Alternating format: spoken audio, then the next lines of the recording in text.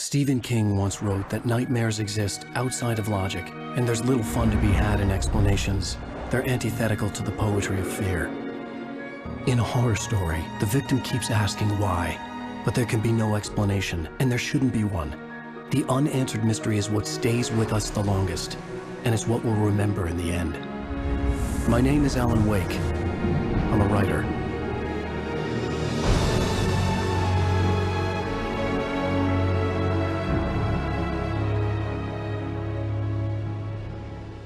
Alan Wake is a game that's been high on my list of favorites for a very long time. Released over 14 years ago in May of 2010, developed by Remedy Entertainment and published by Microsoft Game Studios. The game is described by its creators as having the mind of a psychological thriller and the body of an action game. Our titular character, Alan Wake, is a famous author suffering from writer's block as he and his wife take a much-needed vacation in the idyllic town of Bright Falls, Washington. What began as a small, unnamed trading post would eventually blossom into a beautiful, scenic tourist destination known for its lakes, mountains, and forests. Upon arrival, it's evident that Alan is under a lot of stress, as his loving wife, Alice Wake, tries to convince him to relax and let loose as they enjoy their vacation. However, much like the 14-year-old emo kid that he is, Alan would rather pout than stop to smell the roses. After acquainting himself with some of the locals, the burden of being a celebrity in a small town is too much for Alan to bear, and he runs out of the diner after grabbing the first set of keys that's offered to him. However, unbeknownst to our depressed creative, this hasty decision would set him on a long and surreal journey that was just beginning to unfold.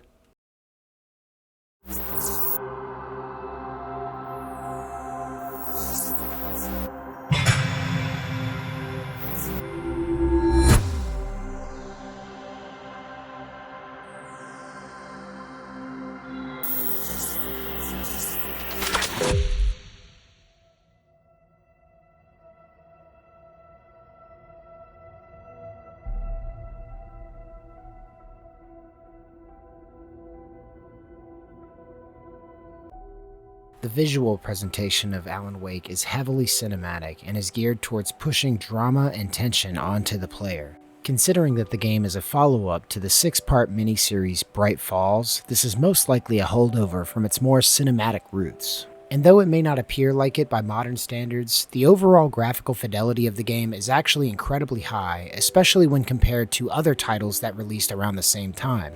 And it's likely, at least in part, that this is due to the game's heavy use of motion capture and visual references. And while the visuals might not be perfect, like I said earlier, you'd be hard-pressed to find a game released around the same time that looks better, that didn't also have a much greater amount of money and manpower behind its creation.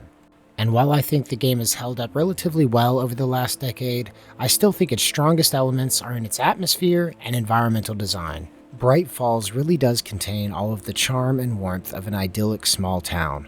Scenic vistas stretch on for what seems like miles, and the horizon is broken by rolling hills and towering mountains covered by seas of emerald conifers streaked with golden orange and yellow. The cozy woodland hamlet of Bright Falls rests just on the shore of a jet-black lake, its surface like the undulating face of broken obsidian. Hulking metal giants dot the landscape, titanic machinery that marks the remnants of a once booming mining industry.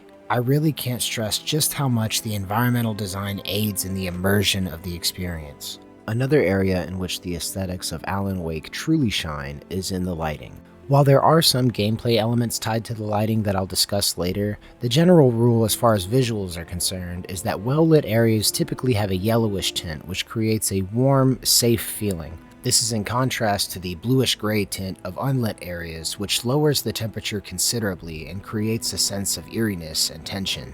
The outdoor nighttime areas of the game are often accompanied with a supernatural fog that typically precipitates an encounter with an enemy. This murky broom rolls off Cauldron Lake as though it were sentient, further obscuring Alan's path and giving cover to the enemies lurking in the shadows. Speaking of these enemies, the Taken are as unsettling as they are menacing. Their once familiar human form, now an incomprehensible, tenebrous mass of living shadows. Underneath this inky black miasma is a cadaverous complexion of ashen and bloodless skin.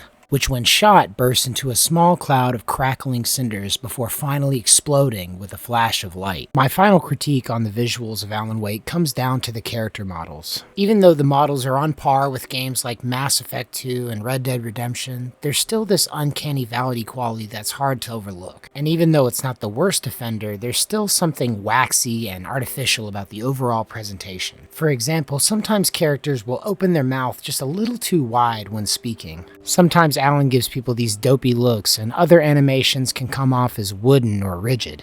However, I'm happy to overlook these minor mistakes as the rough edges of an otherwise beautiful game. It's clear that the visual art team put in a ton of effort into bringing the world of Alan Wake to life. While its strongest elements might be found in its environmental design and lighting, the whole game's cinematic presentation really works to sell you on this struggle that Alan finds himself between these ancient and eldritch beings. Wielding the light to drive back the darkness, Alan must make his way through this serene but deadly world. That's all I have left to say about the visual presentation of Alan Wake, but don't worry, there's still a lot more for us to discuss.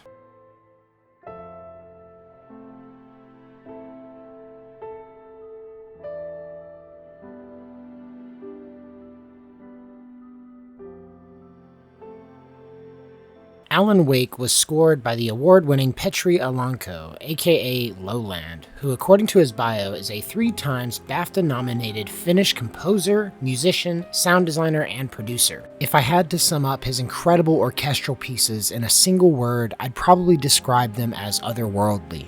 However, Lowland isn't the only musician on the roster. Fellow Finns, Poets of the Fall, also contribute to Alan Wake with their own music, as well as standing in and composing tracks for the in-universe band Old Gods of Asgard. It's because of playing Alan Wake that I even discovered Poets of the Fall, and I still unironically listen to Twilight Theater to this day. Anyway, the major elements of Alan Wake's soundtrack are comprised of sad, ethereal notes on the piano, complemented by the wistful serenade of the violin and booming drums. Throughout the events of the game, Alan, voiced by Matthew Peretta, will narrate his experiences to the player.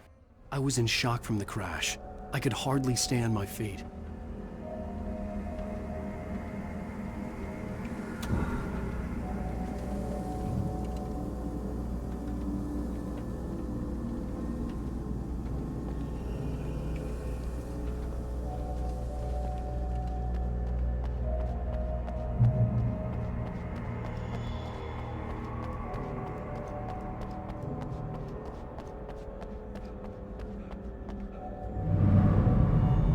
I had to go to the lighthouse. I knew there was something important waiting for me there. As I'm sure you can tell, the rest of the game sounds great. Much like the visuals, the audio production is top-notch, and it does a great job of locking you firmly into the action. And while there's some industry standard stuff like the low roar of demonic voices that accompany the dark presence, as well as the muted heartbeat sound when Alan is injured, these expected, if almost cliché sound effects are implemented phenomenally. I was trapped. There was no way out.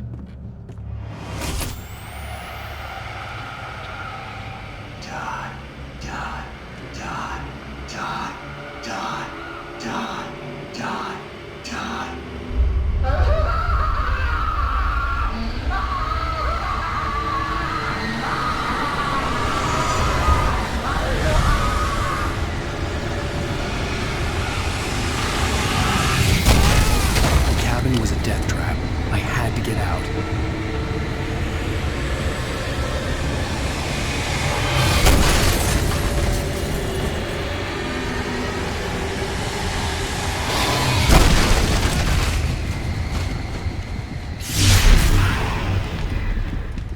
Follow the light. The voice work for the game is also solid as well, with everyone from NPCs to enemies giving believable performances. And I'm not sure if it's just me, but sometimes it doesn't sound like the audio levels match up right in cutscenes. For example, sometimes Alan sounds a little more clear or maybe even a little louder than other people within the same cutscene, but other than that, the voice work sounds great. Welcome to the Oh Dear Diner. Hi, I was wondering if you could help me. I'm looking for... Mr. Wake. Alan Wake. Oh, God! I am your biggest fan. I know people say that all the time, but I really am. I'm glad to hear that.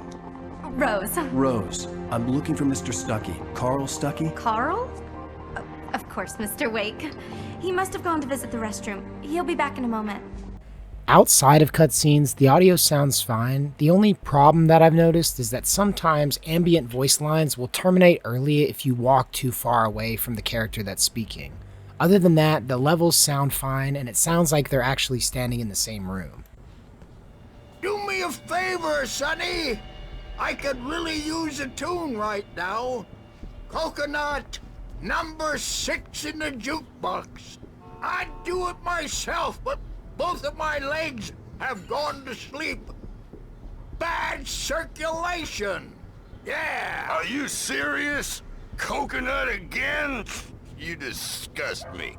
Call yourself a rocker. Unbelievable. Ha!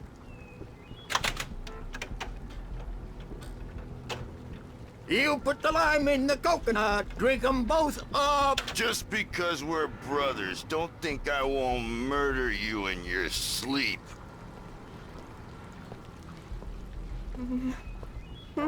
Yes, that's my favorite tune. Coconut. Don't go in there, young man. You can hurt yourself in the dark. I think I can handle it, ma'am. I didn't want to wait. I wanted to find Stucky, to get the key and get out as soon as possible. Not the most mind-blowing performance ever, but each character is charming in their own way, and it adds to the experience overall. I think what's most important for me is that each character sounds like a real person. Their performance is actually believable. No one comes across as an out-and-out dork, and it seems like the cast feels confident in every character that they're playing. All of the little tidbits that you can pick up from hanging around characters actually add to the characterization of each of these NPCs instead of just being dumb throwaway background noise. The last thing I'll say about the voice acting is in regards to the enemy NPCs. The Taken are downright sinister in the way that they're portrayed. They all speak with this haunting, incongruent double voice that really adds to their demonic characterization. You're a joke. There would be a single readable sentence in your books if it wasn't for your editor. You'll never publish another one of your shitty stories, 'cause I'm gonna kill you. It's pretty spooky, bros, and when a baker's dozen of these guys rolls up on you in the late game, it gets real intimidating real quick. In order to wrap up this segment, I'll just say this. While the individual elements of the audio engineering might not be mind-blowing on their own, or revolutionary in their design, the overall product is greater than the sum of its parts. It all comes together in a believable, coherent, and engaging way. So in terms of the overall experience, I'm going to give all of the audio engineering a high mark, because if nothing else, the game does sound great.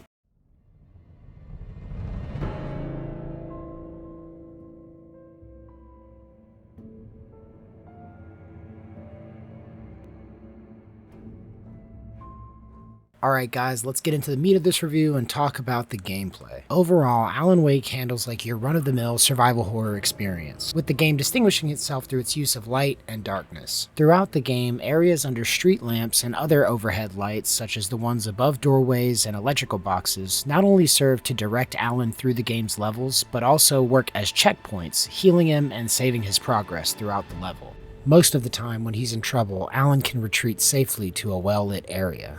However, nowhere is safe for long, as the Taken and the Darkness are both capable of destroying light sources themselves. While in combat, Alan is able to perform a sort of dodge that allows him to avoid taking damage from enemy strikes and thrown weapons. I put dodge in parentheses because it's less of a dodge and more of a duck. When it comes to fighting the Taken, you have a few options at your disposal, but your primary means is going to be using the flashlight.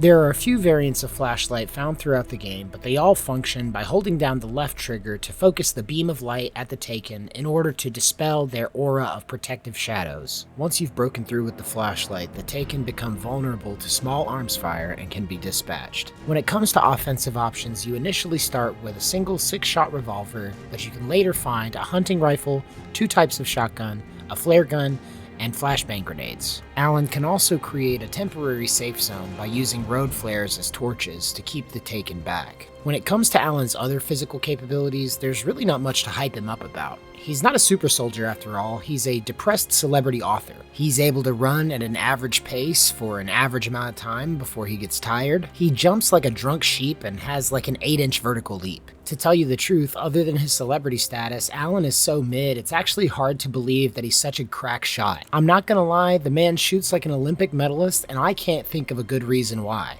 Other than that, the game handles like your standard survival horror fare. Alan feels about as heavy as he should, and the controls are actually pretty snappy and responsive. As a general rule for these reviews going forward, I'm going to be playing all these games on the normal difficulty under the assumption that that's the perfect level of balance for the gameplay that the developers intended. That being said, on normal difficulty, Alan Wake presents a decent level of challenge. If you get good enough at timing your dodges, you'll almost never take any damage, and the enemies are sturdy enough to pose a threat without becoming bullet sponges. The story is broken up into episodic segments, which normally take about an hour to an hour and a half to complete. The game is reasonably well paced, with the structure of each level essentially being that Alan must move from one side of the level to the other, while the Taken and some light puzzle elements present obstacles along the way. Overall, the core gameplay loop is strong and the replayability is high thanks to the dozens of collectibles and hidden item caches spread throughout the game.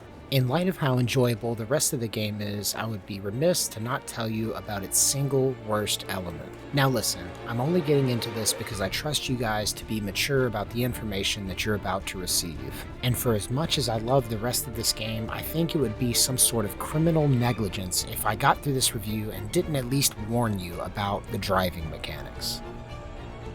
Now thankfully, this isn't a problem for the majority of the game. There are really only 2 or 3 segments that require you to drive, but honestly, those are 2 or 3 segments too many. The steering is so loose that even the smallest movements on the joystick can cause your car to veer wildly out of control. And even though it may not look like it from the clip, I can assure you that this is the worst driving system that I've ever encountered in nearly 20 years of video gaming. I honestly hate it so much that if there was any more of it included in the game than there was, then this would be a completely different review. I can say that hands down this is the worst part of the game, and if they cut the 20 or so minutes of drive time out of the game, it would honestly be that much better for it. That's all I really have to say about the gameplay of Alan Wake. I loved it in 2010 and I love it now 14 years later. The game itself is challenging, well put together, but most importantly, it's fun. And at the end of the day, that's always going to be what determines my favorite titles. Alright guys, fair warning, from this point forward there will be spoilers for the main story of Alan Wake as well as both DLCs. If you guys have stuck with me up to this point, thank you, and if you can, please leave a like and subscribe so you don't miss out on any more of these reviews in the future.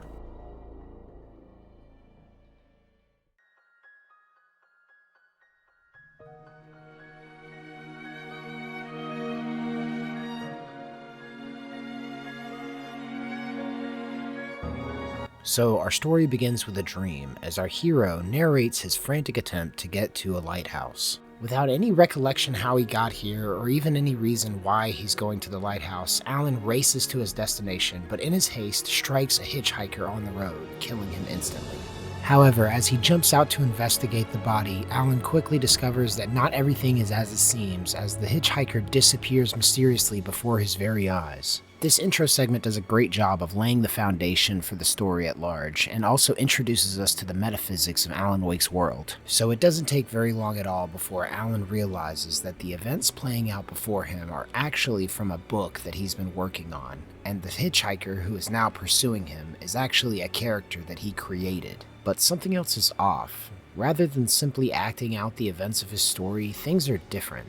Elements have been changed. The hitchhiker's voice and physical appearance is distorted by a writhing mass of black shadows, almost as if he's being puppeteered by the darkness itself. And as Alan nears the lighthouse, things get even more strange as his humanoid pursuer is replaced by a swirling elemental vortex of darkness and destruction. The story tries to fight back and protect Alan by producing another character to fight off the hitchhiker. Unfortunately, it's not enough, as Alan's would-be defender is easily dispatched by the supernaturally empowered axe murderer. But just as the darkness has him cornered and all hope seems lost, the light reveals itself to Alan by illuminating his escape. And with that, we have enough pieces of the puzzle to begin to see the bigger picture at play here. You see, this reveal does more than just teach Alan how to fight the darkness. It also reveals some of the underlying mechanisms in this conflict between these eldritch forces of light and darkness. And really quickly, I'm going to play this clip for you guys to keep in mind while we go forward.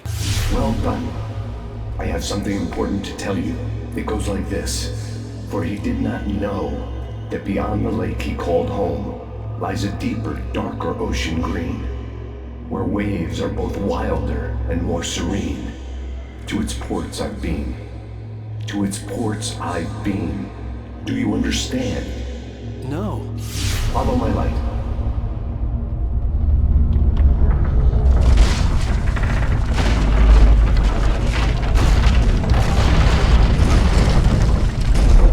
I entered your dream to teach you. The darkness is dangerous. It's sleeping now. When it feels you coming, it will wake up. There's no time. I can only show you the most important thing. We'll talk more about the significance of the poem later on. For now, I wanted to point out two key elements. For one, we see that the light is a force of creation rather than destruction when it repairs the walkway for Alan to progress. The second is that although the darkness and the light seem to be aware of one another, it doesn't seem as though they're able to confront each other directly, having to fight through proxies, the light working through Alan and the darkness working through the Taken. It also seems, at least for now, that their ability to influence Alan's mental state is weakened or inhibited for some reason. But things only get progressively worse as Alan, now armed with the light, makes his way through hordes of Taken in order to get to the lighthouse, where he eventually wakes up. Apart from introducing Alan to a few of the locals that'll play key parts in the story later on, the diner is where we have our first direct encounter with the darkness. Carl couldn't make it. Unfortunately, he was taken ill. But I have the key for you and instructions on how to get to the lake. Okay. I wish you a good stay in my cabin. I'll come by later to check how you've settled in. And to meet your wife. I insist. Thanks. It seems like once Alan entered the town proper, the darkness became aware of his presence and was able to manipulate his path a little more directly. I think it's interesting that the darkness hands Alan a written page of instructions, considering the power that writing has in this universe in context with the lake and the darkness itself. I can't know this for certain, but it seems like those instructions were actually a manuscript page of their own, and once Alan received them, the events of the story began to kick off in earnest. The sun is already beginning to set by the time the couple arrives at Diver's Isle. From this point forward, it will become increasingly difficult to distinguish reality from the illusions created by the darkness. Here we go. Let's take a look inside. Come on. It's dark in there. We need lights. Can you figure out how to get the power on, honey? Sure thing. I'm on it.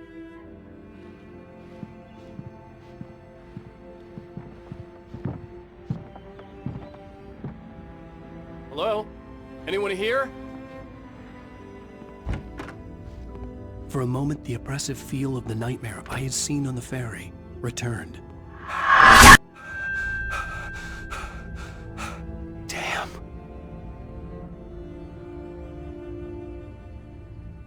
I needed to get the power running in the cabin. There had to be a fuse box or a generator somewhere on the island. After Alan restores power to the cabin, the two begin to settle in for the night, and it's at this point that Alice decides she's ready to share a surprise that she's been working on for Alan. Unfortunately, this leads to an argument that continues to escalate until tragedy strikes. Surprise! Alice? What is this? I guess I have a small confession to make. I thought maybe you could write here that a change of scenery would get you past— Damn it, Alice! Everyone keeps— Hey, just hear me out! There's a local doctor, Dr. Hartman. I read a book of his. He has a private clinic here. He specializes in helping artists. So now you want to get me committed? No, it's not like that. That's not... Alan? Alan? Just don't! I don't want to hear it! God damn it, Alice! God damn it! I knew she wouldn't follow me in the dark. I needed some time alone to think things through.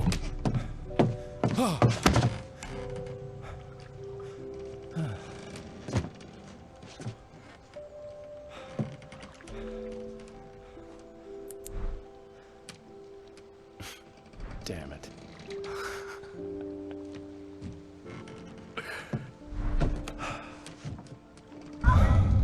Alice? Alice?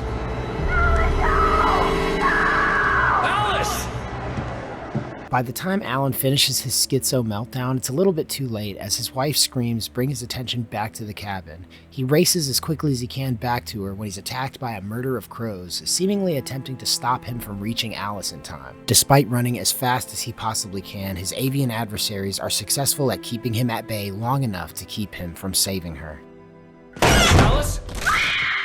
Alice?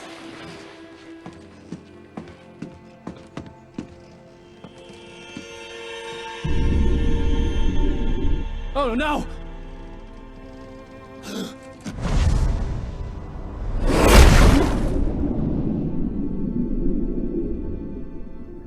From here, our story takes a turn for the surreal as Alan wakes. Please keep watching the video. I'm so sorry. I'm so sorry. As Alan regains consciousness in the wreckage of his car with clear signs of head trauma. It's unclear exactly how much time passed between Alan jumping into the water and now, but as Alan manages to drag himself from the wreckage and regain his bearings, it becomes clear that he's going to need to find some help. But even with a clear goal in mind, there are still several questions left unanswered. How long has he been blacked out? How did he end up in this crash? Why is there a copy of Dr. Hartman's book sitting perfectly in his open trunk? These are all important questions that will be answered later on in the events of the story, but for now they serve only to disorient and distract Alan from his current goal of finding help, and in order to do that he needs to make it to the gas station across the woods in order to call the police so they can figure out what's going on and find Alice. Not far from where he crashed, Alan catches the glimpse of a light further down the path.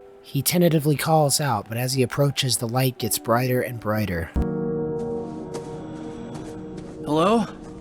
Is someone there?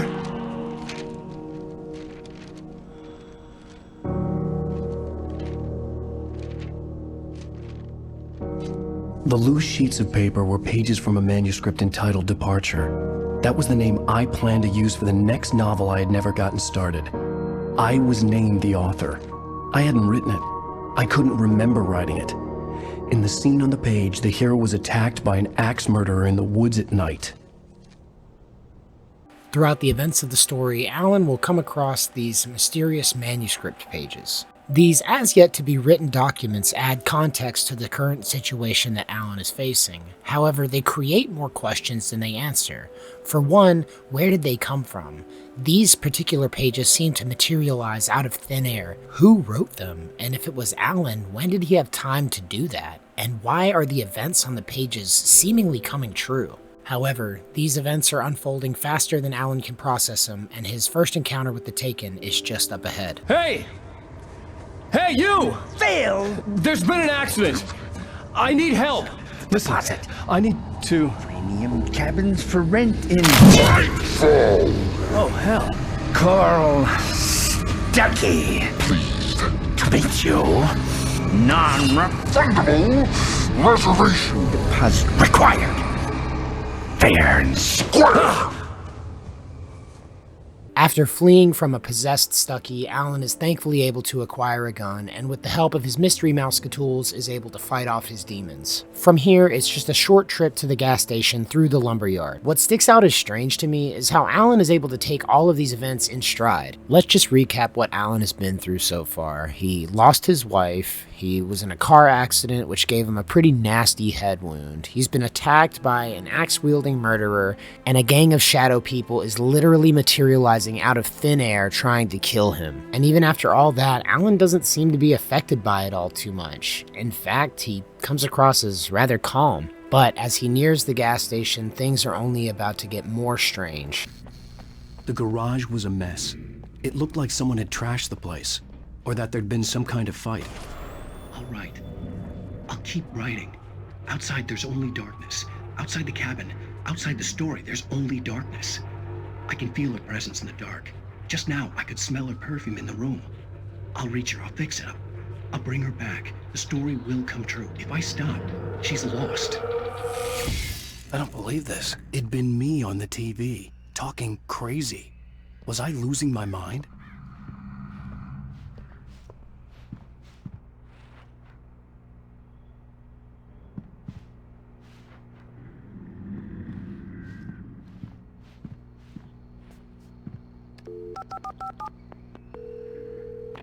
Bright Falls Sheriff Station.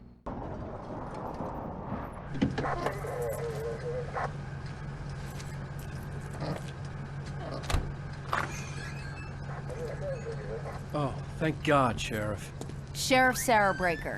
You are... I'm Alan Wake, but listen, I was in a car crash. My wife, Alice, she's missing. Calm down, Mr. Wake. We were staying in a cabin on the island, on Cauldron Lake. There's no island on Cauldron Lake, not since the big eruption in the 70s. Please, I can take you there, okay? You look like you've taken a pretty bad knock to the head. Are you okay? Listen. We'll figure this out. Please get in the car. We'll swing by the lake and then we'll go to the station, okay? Mr. Wake, have you seen Stucky, the guy who owns this place? I realized I couldn't tell her what had happened in the forest. She wouldn't have believed me. And then she wouldn't have helped me with Alice.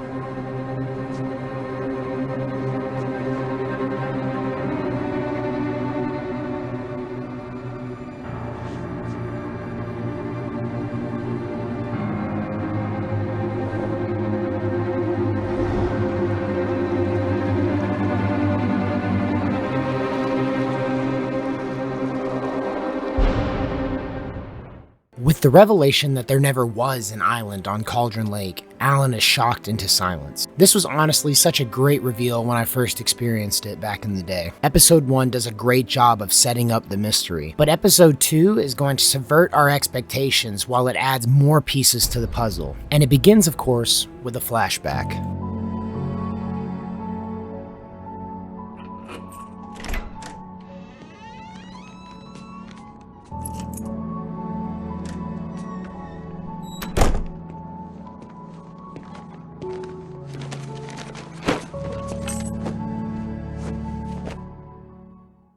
Honey, I'm home. Back here, sweetie. How was it? Worst weather I've ever seen. You should put some coffee on. It'll warm you up.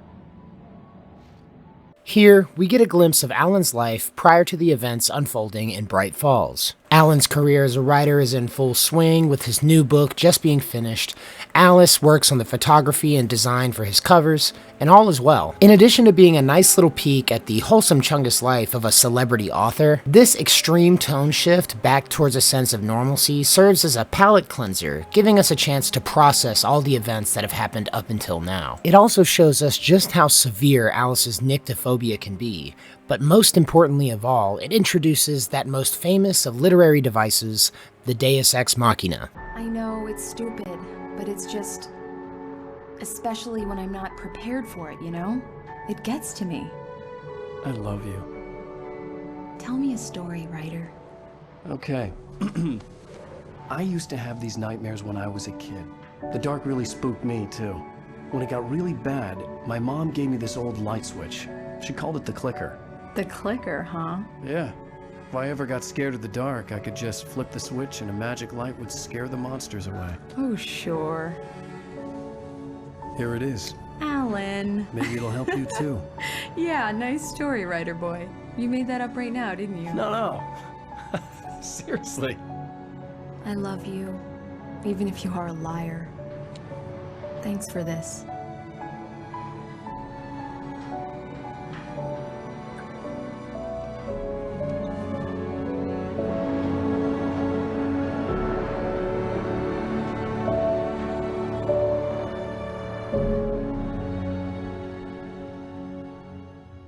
By the time we rejoin Alan, he's in the sheriff's department getting his head checked by the local doctor. After lying about his headache and the apparent hallucinations he's been experiencing, the doctor tentatively lets Alan go, which leads to a pretty aggressive confrontation with the town sheriff, Sarah Breaker. Come in, Mr. Wake. Your phone's on the desk. The battery was dead. It's charged now. Have you started looking for my wife yet? My men are already on it. Now, can you tell me what happened? I'm not sure. I can't remember. We were arguing. I walked out of the cabin. The cabin on Cauldron Lake? How did you end up at Stucky's gas station?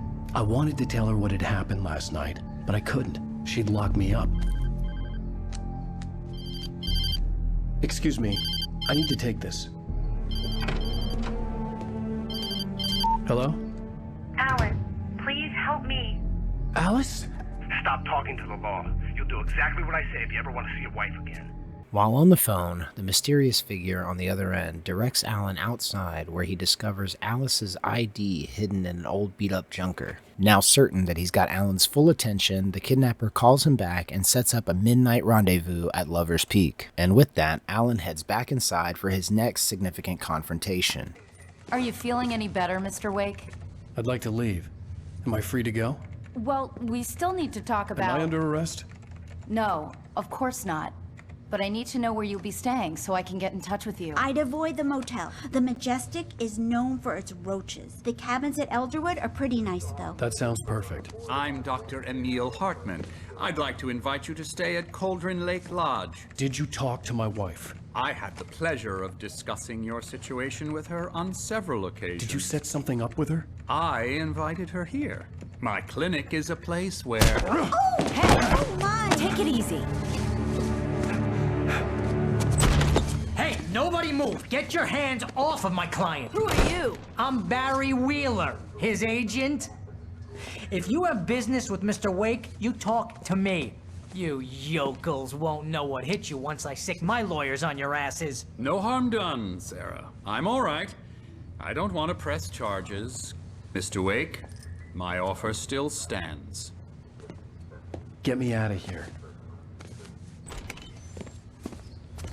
What the hell was that about, Al? We don't need a replay of that thing with the paparazzi. I thought they were gonna lock you up.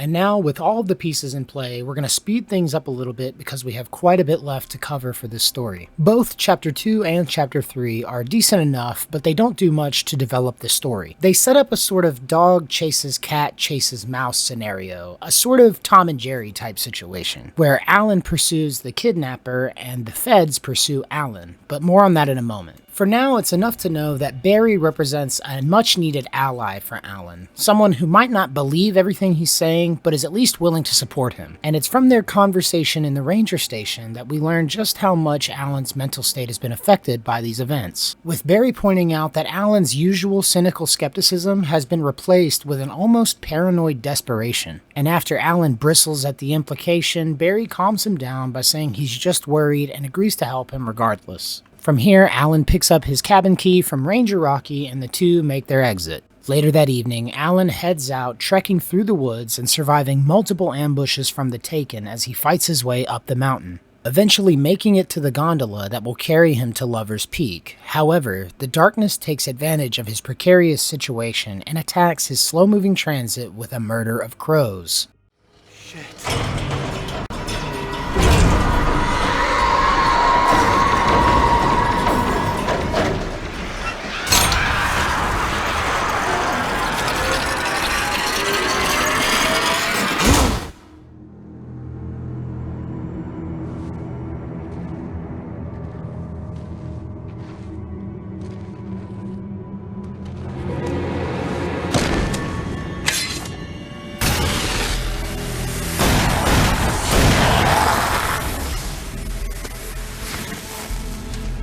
We gotta get moving. More of them coming. That flashlight's kid stuff. The flares will keep the bastards away.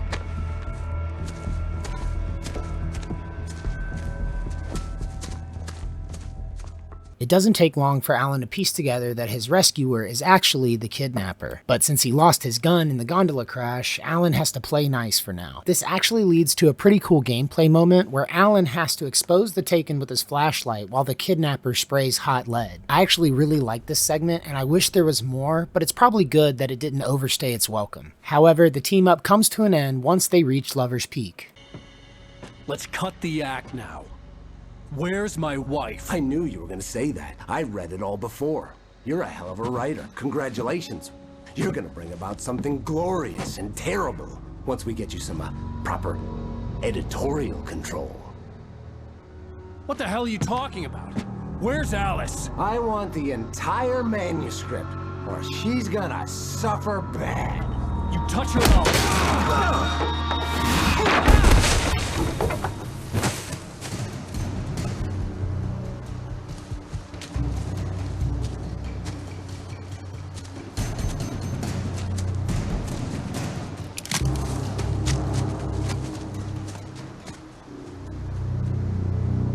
Thanks to his short temper, the kidnapper is able to get away without revealing much in the way of what's going on with Alice. Now Alan's next move is to regroup with Barry and figure out what to do next. And while he's picking up supplies in town the next morning, Barry gets a call from Rose, who, unbeknownst to our heroes, has actually fallen under the influence of the darkness, who uses her to lure both men to her home under the false impression that she's found the remaining manuscript pages, which is where we will pick up with Chapter 3. How the hell did she get her hands on the manuscript anyway? I don't know. She's resourceful. I told you were too hard on her. Listen, I found out all sorts of interesting stuff while I was digging around. Yeah. Mr. Wake, it's Sheriff Breaker. We have an FBI agent here, Agent Nightingale. FBI? He's anxious to see you. You'd better come to the station. Okay, I'll be right over, Sheriff. Let's make this quick, huh? Chapter 3 introduces Agent Nightingale, who will serve as a sort of nemesis for Alan throughout the remainder of the game. He's the dog in the Tom and Jerry analogy that I drew up for you guys earlier. But before we're formally introduced to him, Alan and Barry make their way to Rose's home. And along the way, Barry shares the information that he learned about the town with Alan. For starters, Barry informs us that there was actually an island in Cauldron Lake back in the 70s that disappeared under the waves due to a volcanic eruption in the area. Next, we're informed that there was actually a cabin on the island that was owned by a writer named Thomas Zane. We also learn that Barry was unable to locate any references to what he had actually written, and that the island was named Diver's Isle for Zane's love of diving, a hobby for which the man owned an antique diver's suit. Barry also says that he had a lover named Barbara Jagger who lived on the island with him. However, that's where all the references to these two and the island end. All of this information will end up being relevant later, but for now, Alan and Barry have to meet up with Rose.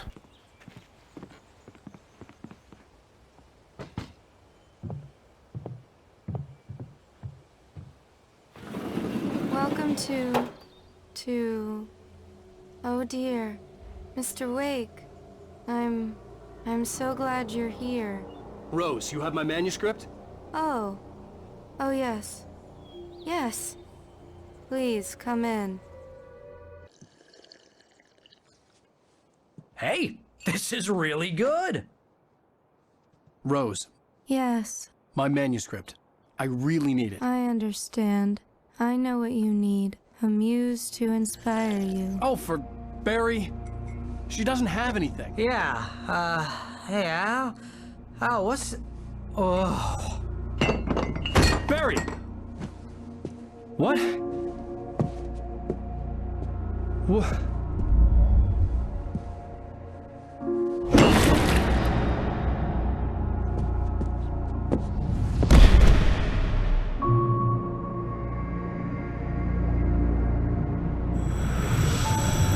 It's coming for you, hiding in my barber's skin.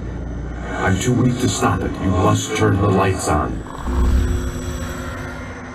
I promised I'd come visit you and your lovely wife. You must finish what you started.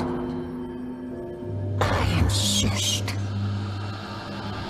You must turn the lights on. Turn the light on. Back to work, boy.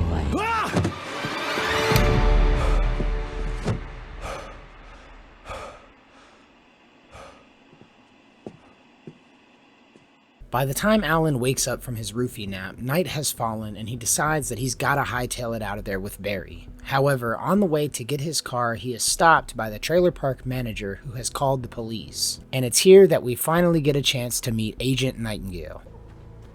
Oh, you're gonna get it now. God knows what you've done to that poor girl.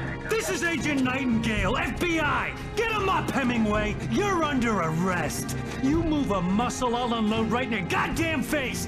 Stay right where you are, Slane!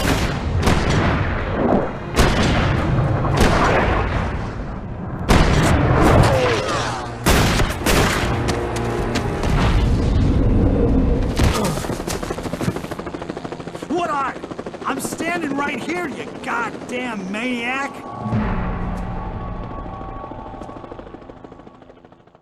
With a trigger-happy Agent Mulder on his tail, Alan rips through the woods, escaping the police as they rain down fire and brimstone on him. Interestingly enough, the darkness seems to be facilitating Alan's escape as it kills nearly every single pursuing officer. However, as the darkness creates a path of destruction for Alan to follow, it seems to be leading him back to Cauldron Lake, where he has an unexpected encounter with one of his old friends. Wait! That you? Wait! Hey, I'm here! I'm coming! No! Get away! Sorry. Please, it's late. The boss didn't know who he was messing with. I didn't know. I swear, I didn't know. We don't have his wife. We don't know where she is. She's probably drowned. We just said we had her to make a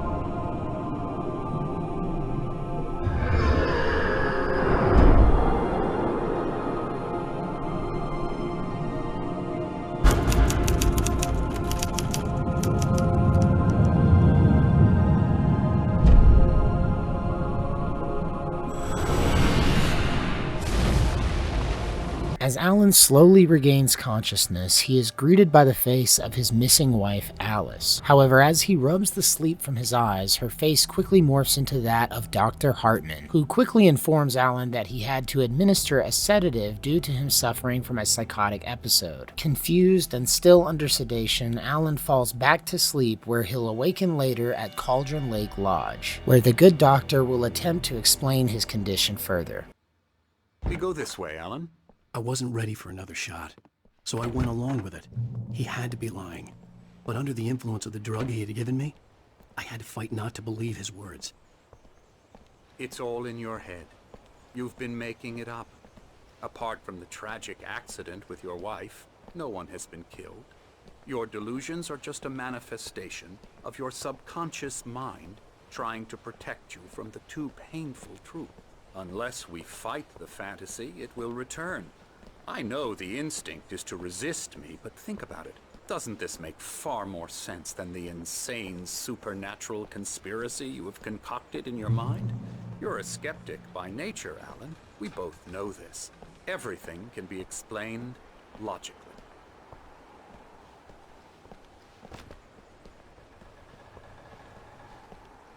After some good old-fashioned gaslighting from the good doctor, Alan is prescribed some therapeutic writing. However, the stress from his writer's block literally gives him migraines and almost sends him into spasms. It's almost too much for him, and it's hard to understate just how much this scene depicts it being physically debilitating for Alan to attempt to write. However, the struggle session comes to a close as a commotion down the hall distracts the orderly, who orders Alan to stay put, which of course presents him with the perfect opportunity to get the hell out of Dodge. Weirdly enough, he actually stumbles across Barry on his way out, along with the bookstore cardboard cutout, who Dr. Harmon was seemingly keeping hostage right outside of his office.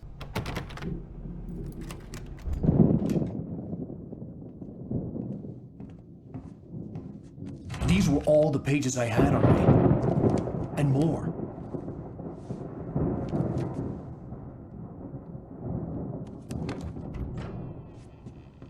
Alan, please. You're sliding back into the... Tell me one more lie and I'll shoot you in the face. Ah, well, it was worth a shot. Really, Wake, come on. Let's work together on this. You have no idea... Hartman, shut up! Barry, get out of here. I'll catch up with you. Get a car. Oh, Al, let's just... Go! Wake, listen to me. This is a mistake. Don't you see? Together we can create something absolutely wonderful. With your ability and mine.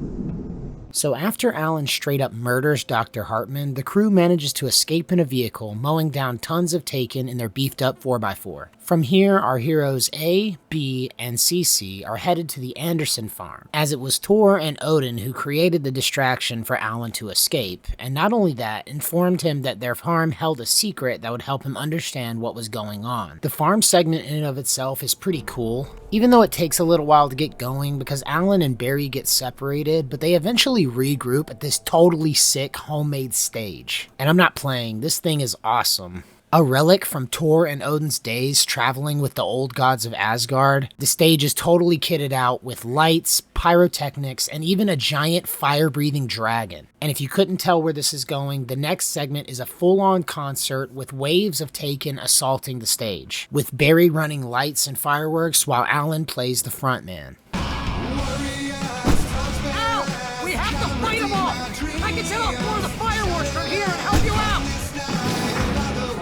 Hey, Al! Did you notice there's a lot of people and stuff around? This place is stopped! Al, hold on! I'll try to get the stage lights on!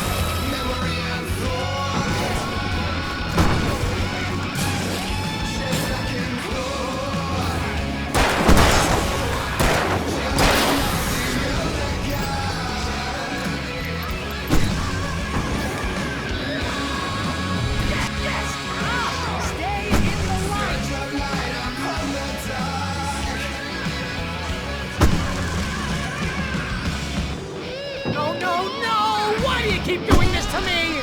Do it for Barry, please, please, please!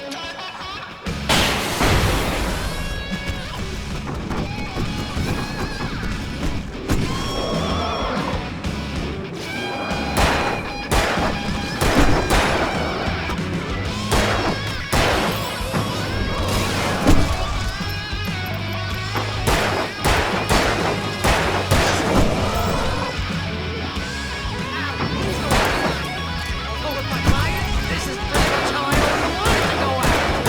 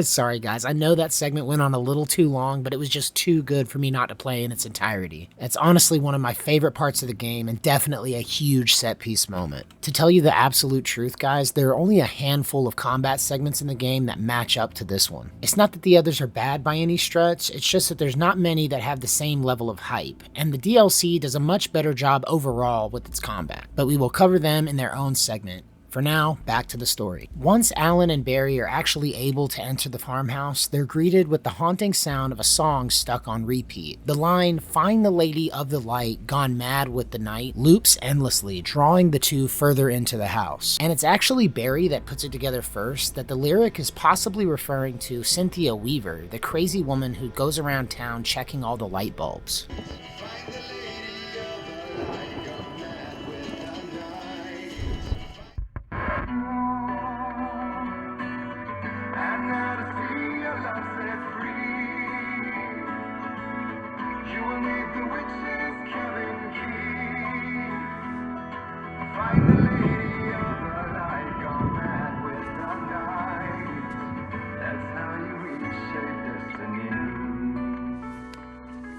Okay. We need to find Cynthia Weaver. We'll stay here for the night and head back to town as soon as it gets light. Hey, Al. Lots of hours before dawn. Might as well get some rest. And by rest, I mean drunk. Come on, Barry, this is... Yeah, what the hell?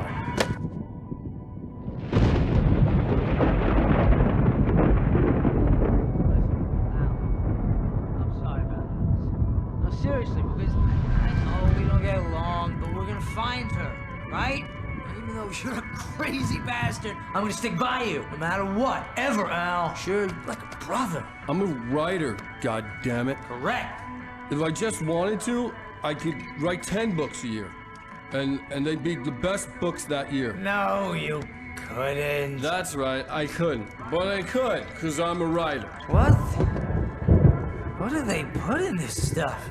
I feel like my brain is coming out of my nose. I'm gonna get the recipe off those coots and be a booze millionaire. I just miss her, Barry. I just want her here with me. I know, Al. I know. It's gonna be okay.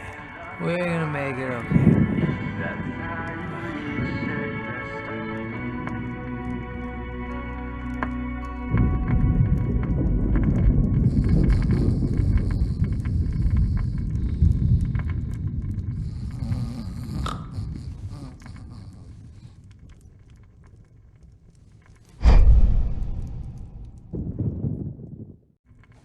As Alan tosses and turns in his drunken stupor, the memories of what transpired at the lake come back to him in a flash. In a state of near paralytic intoxication, Alan's mind turns inward as he relives the events that took place on the island. In his altered state, Alan experiences his memories in a disembodied form. His perception is fractured, causing him to both relive the events that took place in the third person while also witnessing them in the first person. A ghostly and incorporeal Alan goes through the motions while his conscious mind trails helplessly behind, unable to influence the events playing out before him. This segment is arguably more surreal than the rest of the base game, and honestly matches up in tone more with the DLC than any other part of the game. But it's here that we begin to see new events unfold alongside Alan as he pulls himself out of the water and back onto the dock. As Alan follows himself back into the cabin, he sees Barbara Jagger waiting to direct him upstairs. Perhaps in a state of shock or psychosis, Alan doesn't even question it when she tells him that Alice is upstairs waiting for him. Of course, when Alan enters the study, no one is there waiting for him except for Barbara Jagger and the typewriter. And with this, she shatters his mind completely by telling him that Alice is dead and that it's his fault, but he can undo it if he just sits down and writes. So a hopeless Alan gives himself over completely to the darkness, takes his seat, and begins writing the manuscript for departure. Of course, our presence hasn't gone unnoticed as Barbara Jagger turns to confront us, the disembodied observer.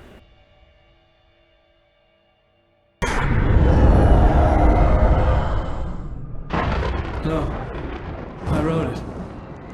I remembered it all now. In the dark, I'd written for days, a week, almost a complete manuscript of a novel entitled Departure. Jagger had been my editor, whispering in my ear, making sure that the unfolding story would make her more and more powerful. I thought I was saving Alice. Even with the cobweb she put in my head, some part of me had been aware enough to write my escape into the story, to bring a light into the cabin to release me before I could finish, to interrupt the horror story before the ending, where darkness consumed everything and everyone.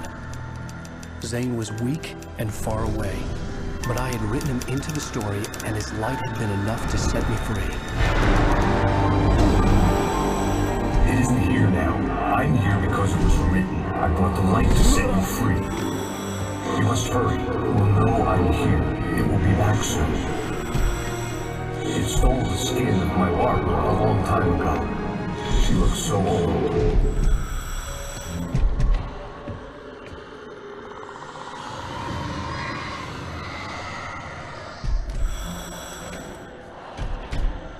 I had woken up, confused and groggy, my mind consumed by darkness and fear. All I could do was to escape.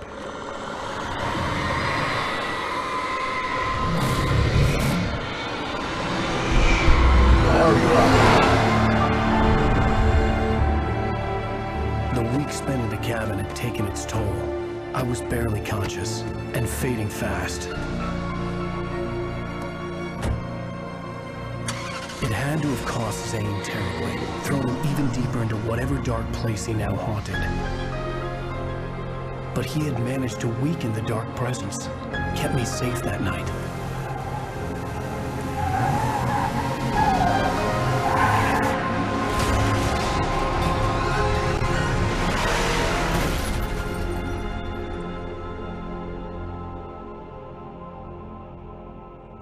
I wrote it. It's my fault. That's right, James Joyce. It's your fault, and you're gonna pay for it. Yeah, bro, I love Nightingale so much. Dude just comes in digging deep for every author name he can think of to throw at Alan. So a lot of you might be wondering what exactly Nightingale's problem with Alan Wake is. To be fair, the game itself doesn't do a great job of explaining why, but the answer can actually be found in the Alan Wake files and the Alan Wake novel. You see, prior to the events of the game, Agent Nightingale actually had a partner named Finn who was taken by the Dark Presence, an event that led to his alcoholism and subsequent firing from the Bureau. After this happened, Agent Nightingale began to have reoccurring nightmares centered around Alan Wake, causing him to believe that he was somehow responsible for his partner's death. So in reality, the Dark Presence has actually been subtly manipulating events behind the scenes before Alan even made it to Bright Falls. So even though he's a bit of a douche, it's not entirely his fault, and that makes this next part that much more tragic. All the manuscript pages were gone. The FBI agent had taken them. I think my tongue just took a crap in my mouth. Ugh. Oh, wait, we're in jail now? Oh, Al. Al, this is not good. That about sums it up.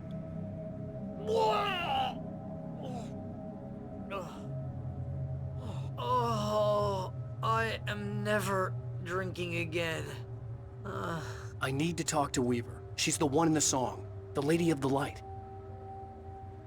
What, the crazy lady? Ugh, whatever you say, Al, but we're stuck here. They're not gonna... even interviewed Wake. I had some reading to do first, Sheriff, and let me tell you, it was an interesting read.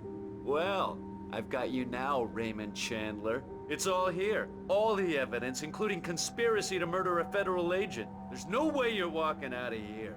You hear me in there, Bret Easton Ellis? Huh? Agent Nightingale, I want to talk to your superior. Well, we all want things, Sheriff. I wanted my... Look, that's not possible right now. Agent Nightingale, I insist.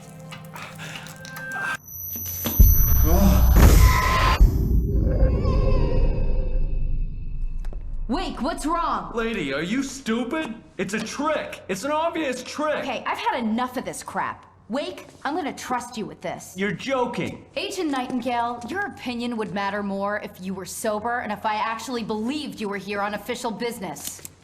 Whoa! Get back in the cell, Stephen King. The only way you're leaving this place is over my dead... Wait a minute. I know. Rest in peace, Joe Pistone. You really deserved better than that. But with the existence of literal shadow demons confirmed for Sarah Breaker, she decides to release Barry and Alan and team up with them to help them fight back the darkness. But before they can exfil on the chopper, they need some guns, so Sarah takes Alan to her office to arm up and resupply before they head out. As they're heading out, Sarah tasks Barry with calling up the Bright Falls Illuminati to announce a code red. And I'm only half joking, because it's only like Sarah's dad and a couple of the other old heads, but she's letting him know that some freaky stuff is happening in nowhere. But as Sarah and Alan head out the back of the police station to hit the town and prep the chopper, that's when all hell breaks loose.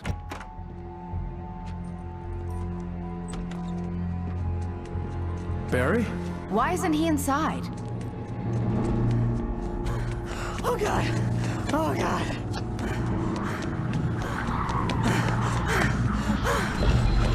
Barry! Look out! Barry, move! Ah! Barry! He made it inside, Wake. He's okay. From here, I hope you guys can forgive me for skipping forward quite a bit. The town segment is quite fun with Sarah, and eventually the two meet back up with Barry at the helicopter, but nothing of story importance actually happens between here and there. The team up with Sarah is just as much fun, if not more, than the team up with the kidnapper earlier on in the game. Mowing down waves of Taken with Sarah is so much fun, it's almost enough to make you wish for a co-op mode. But there isn't any real narrative development apart from learning that Sarah is also a fan of Alan's books. The fight outside the helicopter is also a great set piece moment, but again, there's nothing really to know other than you go beast mode on several waves of infected while the helicopter warms up. But it's enough to know that everyone makes it onto the chopper and the team makes it to Bright Falls Light and Power.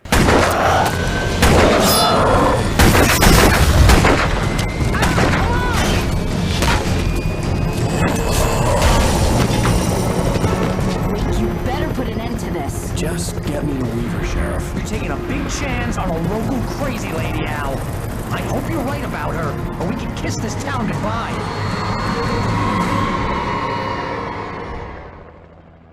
So once the team makes it to Bright Falls Light and Power, the only thing that's left to do is find somewhere to land this puppy. But of course, Sarah gets cold feet and is picky about landing zones, so she opens up the door and tells Alan to bail, which of course creates the perfect opening for these murder chickens to ruin everyone's day and break Alan's ankles. I mean, I'm joking, of course. Alan doesn't actually break his ankles, but it's crazy how many falls this dude has taken throughout the game and has turned out totally fine. This of course splits the team yet again, and the crows eventually overtake the chopper, causing it to crash. But seeing as how Alan doesn't have much in the way of time or options, he has to press forward for his rendezvous with Cynthia.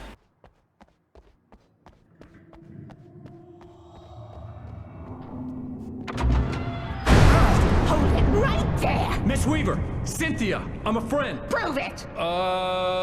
You knew Zane! Thomas Zane! You're the Lady of the Light in the song! You can help me! About time! Young man, I've been waiting a very long time for you.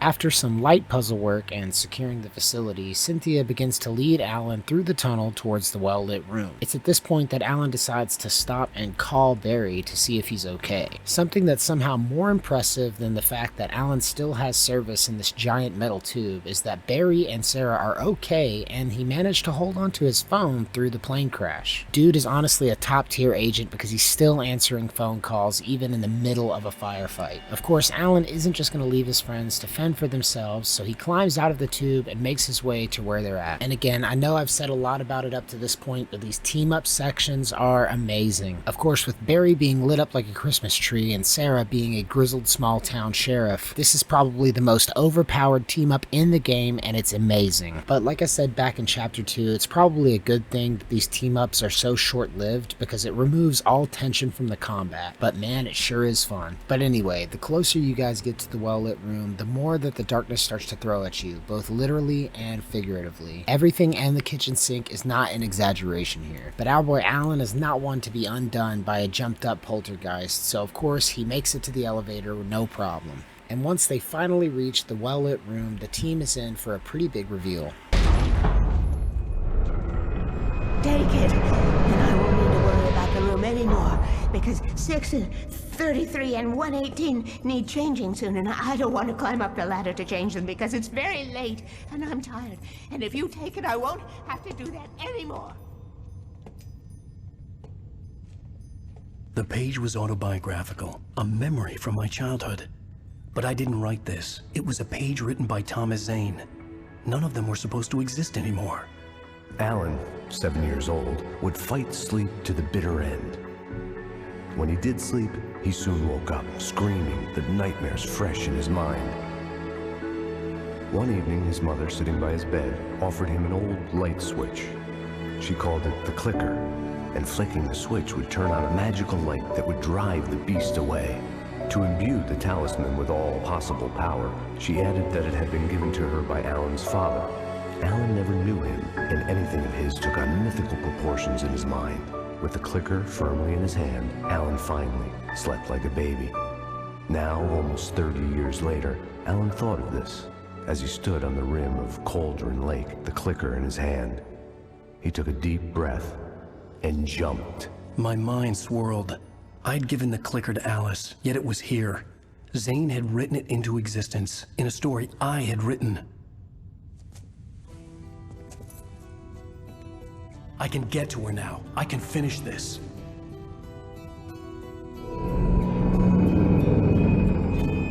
So yeah, guys, which came first, the chicken or the egg? Did Alan really write Thomas Zane into Departure, or did Thomas write in Alan? What's the actual creative source of power here? Is it Thomas? Is it Alan? Maybe it's the light or the darkness. Could it possibly be the typewriter itself? Or maybe even the lake? I know this reveal leads to a lot of questions, and I'm hoping to answer all of those in a following video. But the important takeaway for now is that Alan now possesses the knowledge and the MacGuffin necessary to get back to the cabin and defeat Barbara Jagger. But this is a solo mission, so Alan pulls a gun on Sarah and has Barry disarm her so he can leave on his own. After saying his goodbyes, Alan walks off like an absolute Giga Chad into the light of a new day in order to beat the darkness. With this being the final chapter, things are gonna get weird, and by that I mean weirder than the rest of the game. As Alan makes his way towards the lake, the darkness begins warping reality in some pretty extreme ways to prevent him from getting any closer. It starts off pretty mild, some roadblocks here, some tremors there, but it doesn't take very long at all before the darkness starts pulling out some bigger tools from its toolbox. It starts inflicting hallucinations to hinder Alan psychologically. It changes the time of day, and of course it wouldn't be a real disruption if there weren't some Taken to do battle with. But if I didn't make it clear from the gameplay section of this review, the worst part about this level is all the godforsaken driving. I can admit that maybe I'm a little biased, and maybe it's not that bad considering most of the level is a pretty linear shot straight to the lake, but I honestly would have rather run through a forest or cave for another half hour than deal with this garbage. Of course, once you finally do make it to the edge of the lake, you're left with a simple matter of killing a tornado. And look, I'm gonna level with you guys. As much as I love the rest of this game, for the high praise that I have for it, I was a little underwhelmed with this final boss fight. I mean, I guess this thing has been chasing you since the dream sequence at the very start of the game, but I don't know, it just feels kind of weird to fight a tornado. Especially since it's such an easy confrontation too. I mean, yeah, the darkness is flinging a few of these poltergeist objects at you, and if you're not careful, they can crush you like a bug. But once you get in close, this thing is really no threat to you at all. If you've even been a little bit conservative with your batteries, flares, and flashbang, there's no way that a few flying trash cans are going to stop you from finishing the job. You will fail.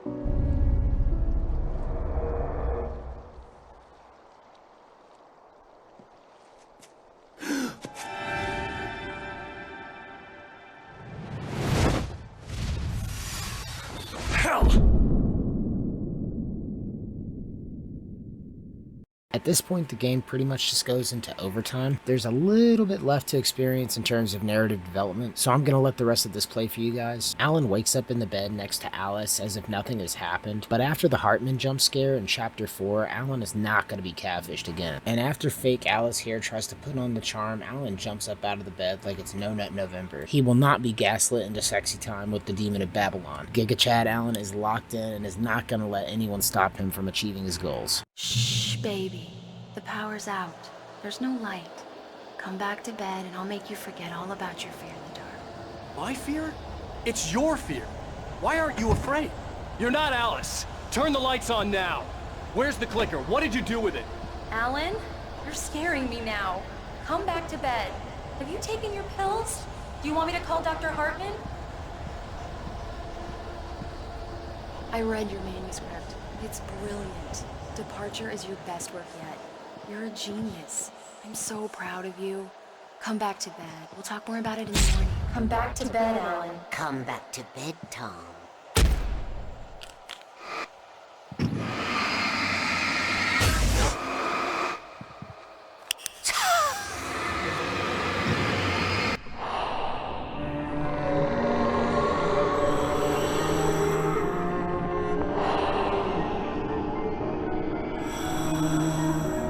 You must find your way to the cabin.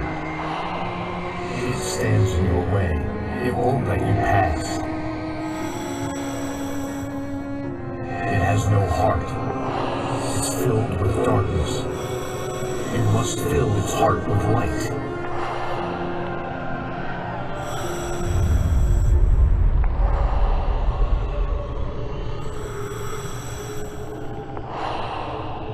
Don't mind him. He's Mr. Swift. Your friends will meet him when you're gone.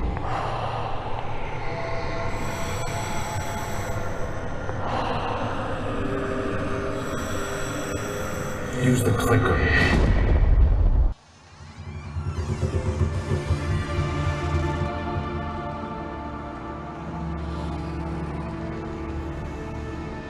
Now you will never get her back.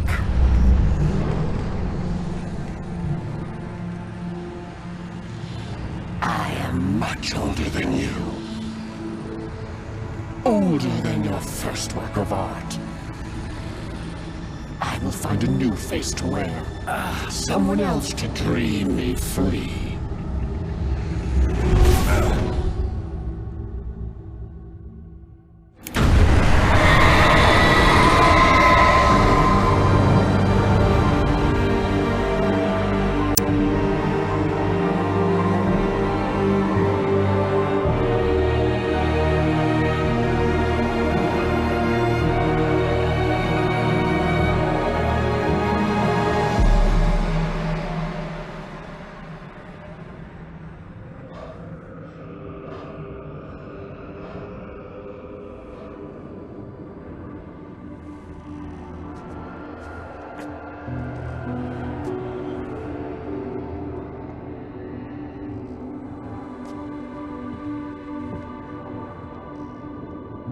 I could feel Alice's presence close by.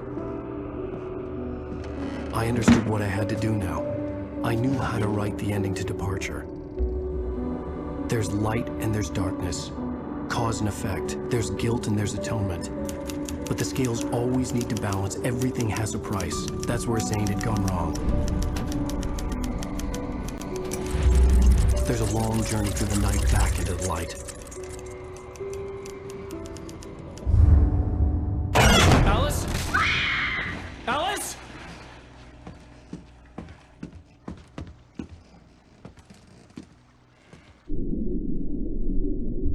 Oh no!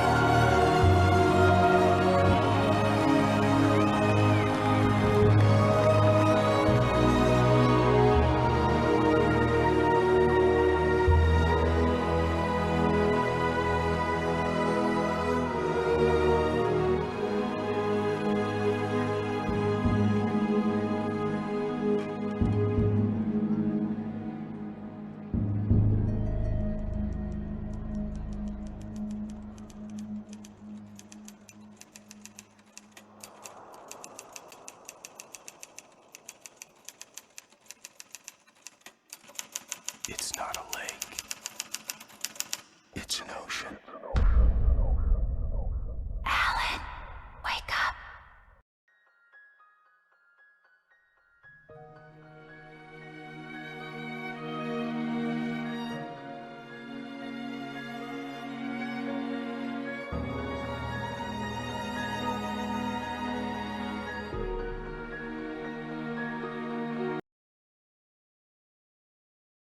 In terms of the narrative, the DLC picks up right after the events of the main story. In order to save Alice, Alan trades places with her in the Dark Place. Now the battle changes from an external one to an internal one, as Alan has to battle the manifestations of his own mind brought to life by the Dark Place. As far as its overall presentation goes, the DLC cranks everything up to 11. The combat encounters are much more challenging and developed. The comfort and familiarity of the base game's levels are twisted against you as the Dark Place has full control over your environment. I have my gripes, but overall it's a great experience, so let's jump right into it.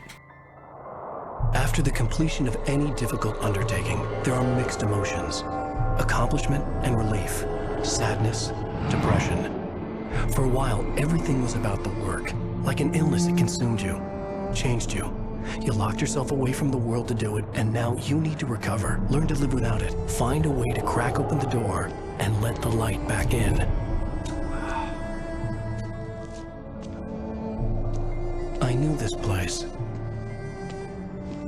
It was familiar, but wrong somehow. Welcome to the Everything had a surreal, dreamlike quality.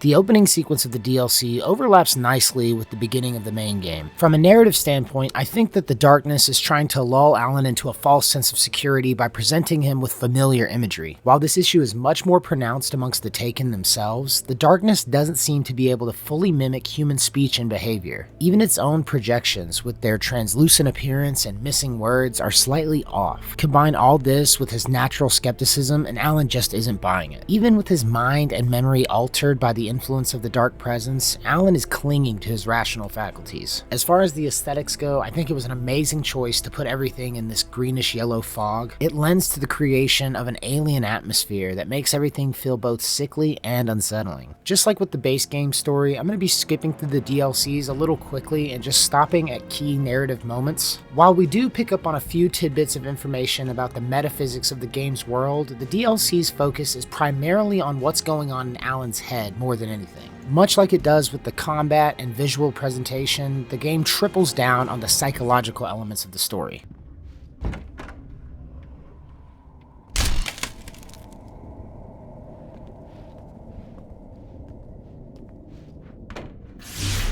Alan, listen to me. Go no deeper. What? Focus. You're losing yourself. I will try to help the best I can, but it's up to you. Find a better point of contact. What do you mean? I cannot hear you. Please, you're the one making all this happen. Concentrate. This is what's happening. Nightmares. Too deep. Can't take the pressure. It's too much. Suddenly, Wake found himself face to face with himself. At the sight of myself, the dream suddenly became lucid. The dark place. That's where I was. You will need weapons. It's not the light itself, but what it represents. You will need it.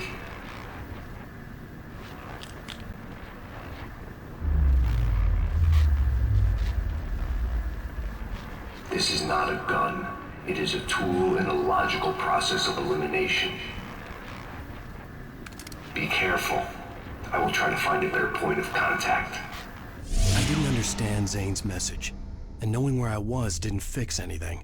Something had gone wrong after I had finished departure. Thomas Zane is a much more persistent presence throughout the DLC. Throughout the early parts of Episode 7, he continually tries to reach out to Alan, only to be disrupted by the Dark Presence. Alan also repeatedly experiences tremors, which alter his vision and change the world around him, almost as if the Dark Presence is working its way deeper into his mind. Without Barbara Jagger to serve as its avatar, the darkness needs a new medium. So in her place, we have Mr. Scratch. And even though he appeared as a fully embodied doppelganger in the base game, in the DLC, he primarily communicates with Alan through these TVs. The last thing we need to cover about the diner segment is how when Alan makes his way towards the exit, he's ambushed by multiple Taken. Overall, the combat segments have been substantially improved, not just in how the encounters are set up, but in their level of challenge as well. Instead of just buffing their health and calling it a day, the developers took care not to cheapen the combat while making it more challenging. Enemies will now ambush you in claustrophobic environments, making use of the tight quarters to corner Alan and overwhelm him. Combat encounters also utilize a wider variety of enemies. The hulking assaulters will charge you, attempting to bull rush Alan to keep the pressure up. The smaller, more stealthy flankers constantly try to break your line of sight by circling around you. And even the more common Taken will throw their weapons from a distance before closing the gap in an attempt to finish you off. All of these enemy types were present in the base game, but they are utilized much more effectively in the DLC episodes. And as a cherry on top, given that you're on their home turf, they ambush you in much greater numbers.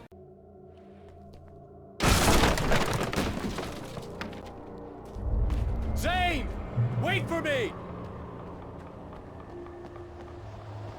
The world had become twisted. These trees didn't belong there.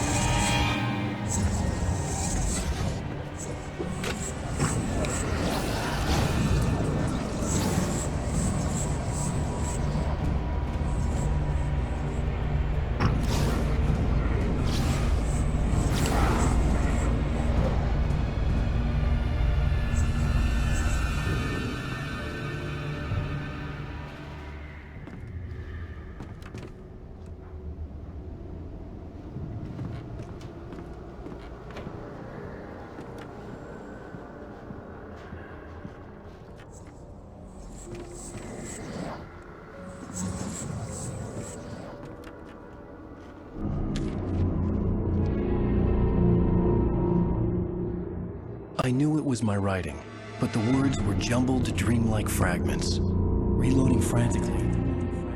The rounds slippery stones thrown away from the tent. The bed looked inviting, but it was just the radio. I had to go on. She was startled by the phone.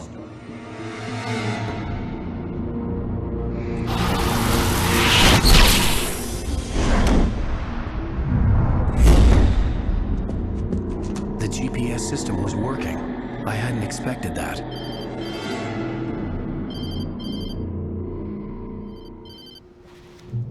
Hello?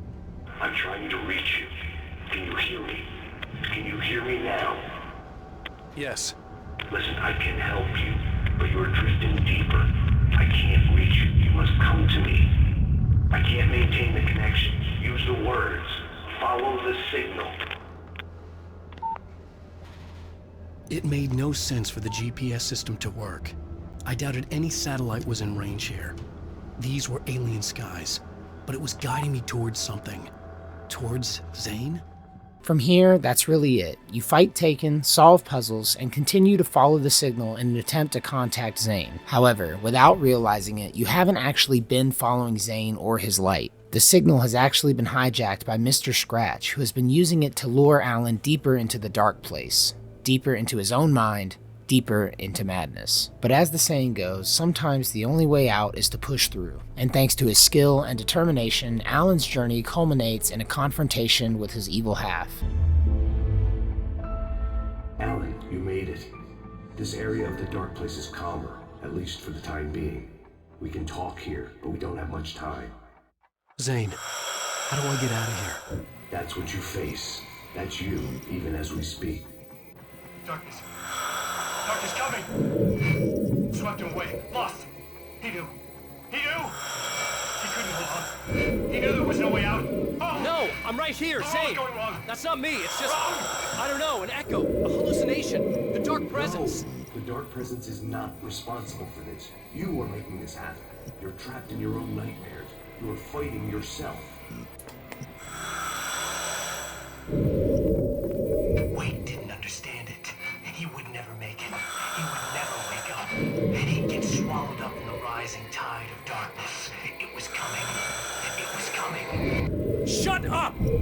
No, Alan, you mustn't. Swept away by the gathering insanity, Zane was gone. Wake could feel the pressure, gnawing at his mind. The darkness wasn't so bad. It was in him. He felt it. He knew the voice spoke the truth. It was just too hard to think. He couldn't make sense of it. He wanted to go with the flow. Stop thinking and just let go.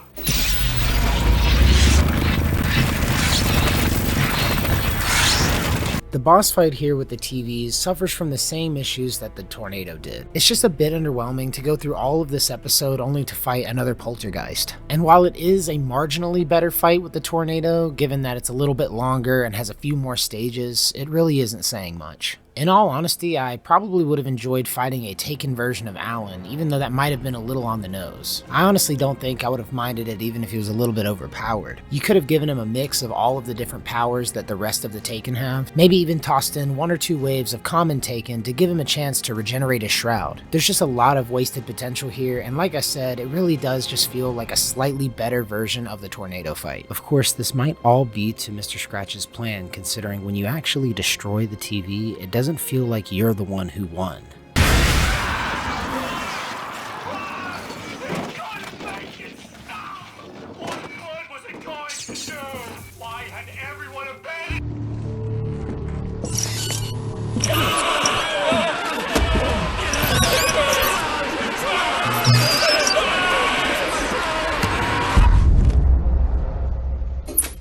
Despite destroying the TV, it doesn't seem like much has changed. Alan is still trapped helplessly in the nightmare, with his memories cascading even more violently. And while Episode 7 dealt with Alan's pursuit of Mr. Scratch, leading him deeper into the dark place, Episode 8 focuses on Alan's efforts to regain control of his shattered mind. And in order to help him do that, Alan will receive some help from an old friend. There you go, Alan. It's all in your head. You've been making it up. Really, Wake? Really? Your delusions are out of control. Get out of my head. Seriously, Al, you need to get a grip. You know reality's different here. See what I mean, Al? However, this version of Barry is a little different than the one we're used to. Rather than serving as a companion, his role takes on more of that of a guide. The differences between this Barry and the real Barry are a little more subtle. For instance, he questions Alan's sanity at multiple points throughout the episode. However, rather than being marked by his usual lighthearted incredulity, this Barry has a little bit more cynicism. His jokes are a little more pointed, and he doesn't directly help Alan at any point. Although, this is understandable because he's actually a mental projection from Alan, as he states on multiple occasions, which could explain why he's taken on this more cynical tone. Hey, nice job, Al.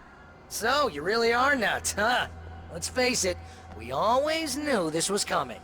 I guess, but I actually feel pretty rational, all things considered. Crazy people don't know they're crazy. That's where they're crazy. Hey, check out the light show behind the lodge.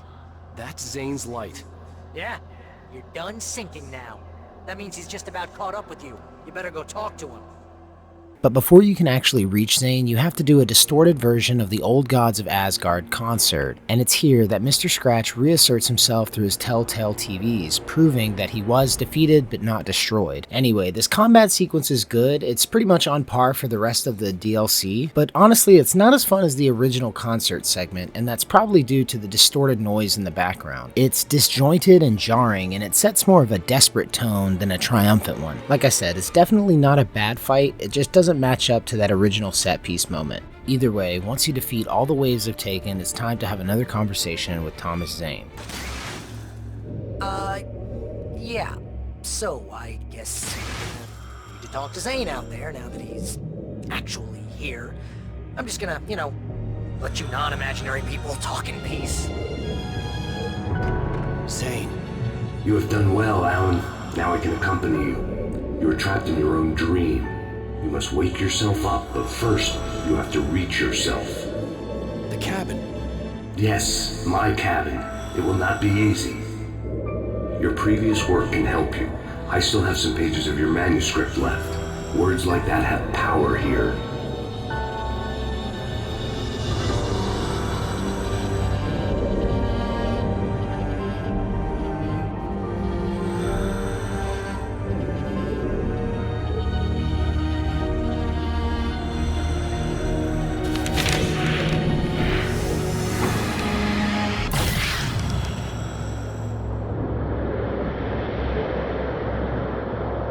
The lighthouse?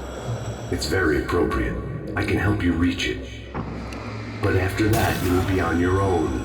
I cannot enter the cabin now. The Dark Presence made sure of that on our last encounter. You are facing yourself, the parts of your mind that are hard to control. This is not a fight anyone else can win for you.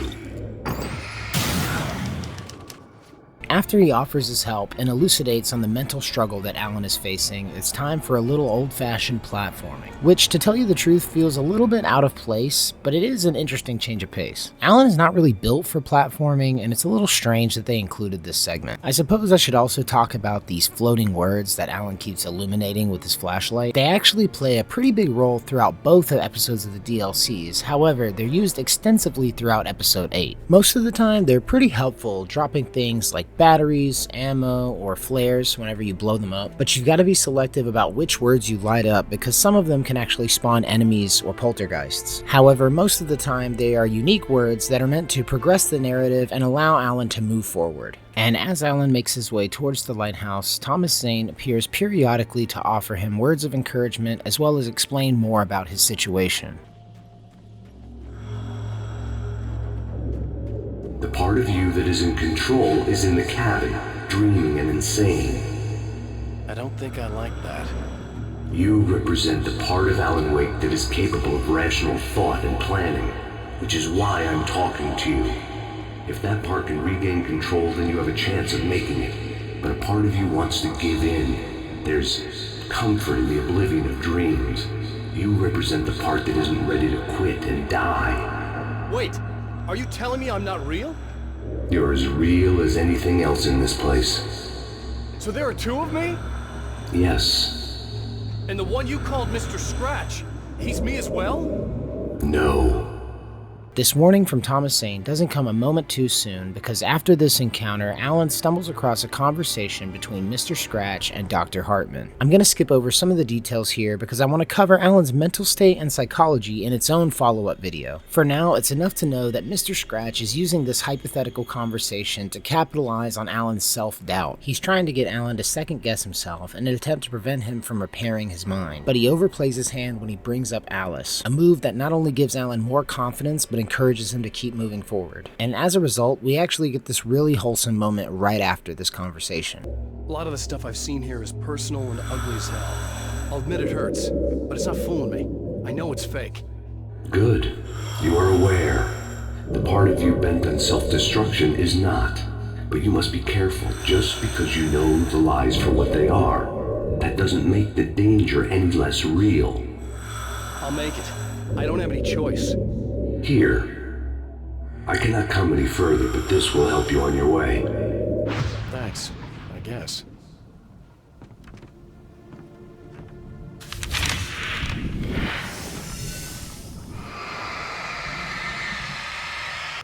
Hey, let me tell you something, Alan. I know how your mind works.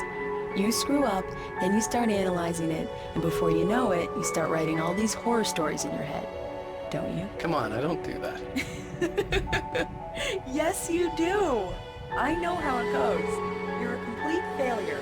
I hate you and I'll never forgive you for whatever it was that you did. Am I wrong? Oh man. See? I know you. But Alan, it's all in your head. It is. I love you, and I'm not going anywhere.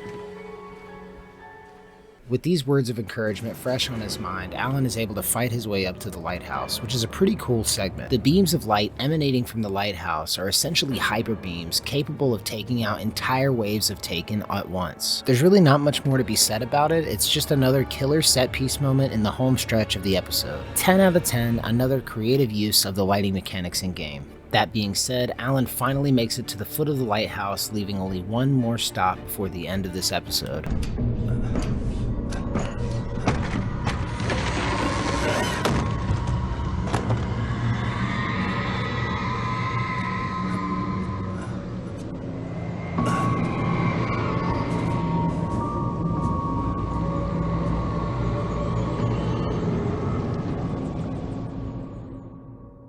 From here, it's an almost trivial matter to make it to the cabin. Alan has accomplished much on his journey and has regained his confidence and control over his mental faculties. All that's left for him to do is to make it into the cabin and literally pick himself up off the floor. And maybe then he'll be able to figure out a way to get out of the dark place. Even imaginary Barry makes a reappearance after being gone for a really long time, although his mood has taken a significant downturn, with him claiming to be depressed since you're now new buddies with Thomas Zane. Although Alan dismisses this by reminding Barry that he's imaginary. However, as he advances towards the cabin, things get a little more unsettling. Thing is, you need to get all rational here. Abandon your fantasies, right? Well, I kinda hate to say this, pal, but I'm one. Fine, you're abandoned. Bye. Al, what I'm saying is the only way you're getting in that cabin is through me. It's one of those kill your darlings things. But hell, you're used to that, big shot writer. Am I right? It was in What does it say about you when you're this desperate to keep yourself from getting bitter? Here we go! I'm earning the 15% commission. And there you have it, guys. We finally get the boss fight we were meant to have through the entire game. But it's not just imaginary Barry, we also have to fight Dr. Hartman and even Tor and Odin. After being let down by the last two boss fights, this quadruple threat is probably the best way to end the DLC. It ends up going exactly the way that the Mr. Scratch fight should have gone, with the special taken sporting enhanced health and abilities. Putting the smackdown on Dr. Hartman is super cathartic, and Alan finally gets to put him in his place. Not just that, but I think it's only appropriate that Alan is the one to give the old gods of Asgard the warrior's death that they deserve. And the final boss, being the evil manifestation of your best friend, is honestly just chef's kiss and the cherry on top of an otherwise perfect boss fight. You have to demolish the dude like 4 times in a row, and the entire time he's just raining down insults. It's honestly perfect. But after this fight is over, we reach the long-awaited conclusion to this episode.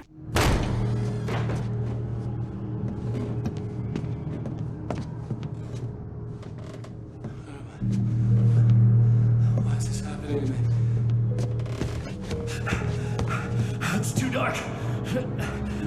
Where am I? I can't find my way. Why is this happening to me? I can't find my way. It's too dark. Why is this happening to me?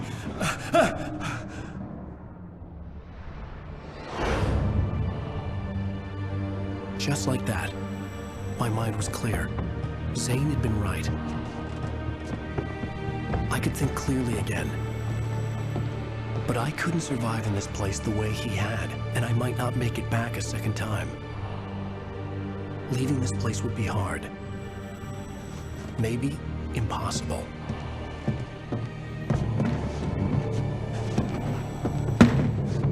It wouldn't take much for my thoughts to stray again. It was too easy to get lost in the dark place. Before, I was ready to curl up and die. Let myself slip away. But here I was. The yet unwritten future waiting to unfold before me. A sequel to Departure. My name is Alan Wake, and I'm a writer.